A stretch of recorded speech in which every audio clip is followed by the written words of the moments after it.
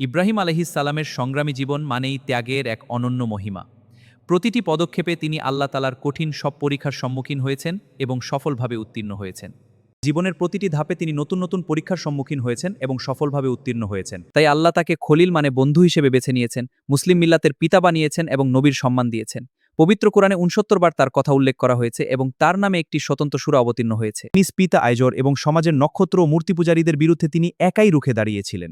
যৌক্তিক তর্কের মাধ্যমে তিনি প্রমাণ করে দিয়েছিলেন যে মানুষের হাতের তৈরি কোনো জিনিস উপাস্য হতে পারে না। নমরুদ যখন নিজেকে জীবনের মালিক দাবি করল, তখন ইব্রাহিম আলাইহিস সালাম তাকে বললেন, আমার রব সূর্যকে পূর্ব থেকে উদিত করেন, তুমি পারলে পশ্চিম থেকে করো।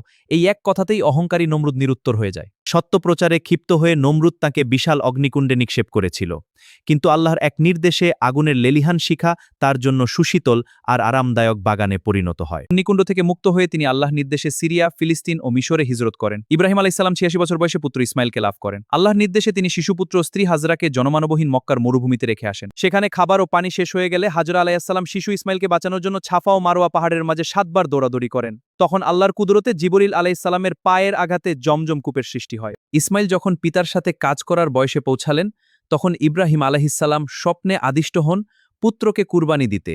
এটি ছিল তার জীবনের কঠিনতম পরীক্ষা। পুত্র ইসমাইলও সানন্দে আল্লাহর হুকুম পালনে রাজি হন।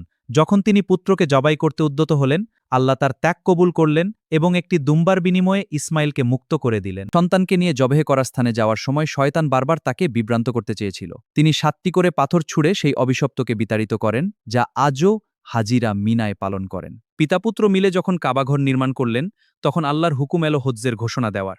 সেই জনশূন্য মরুপ্রান্তর থেকে দেওয়া ডাকেই আজ কিয়ামত পর্যন্ত মুমিনদের হৃদয়ে প্রতিধ্বনিত হচ্ছে। শেষ কথা হলো, হজ্জ এবং কুরবানির প্রতিটি স্মৃতি আসলে ইব্রাহিম আলাইহিস সালাম ও তার পরিবারের ত্যাগ আর ভালোবাসার জীবন্ত প্রতিচ্ছবি।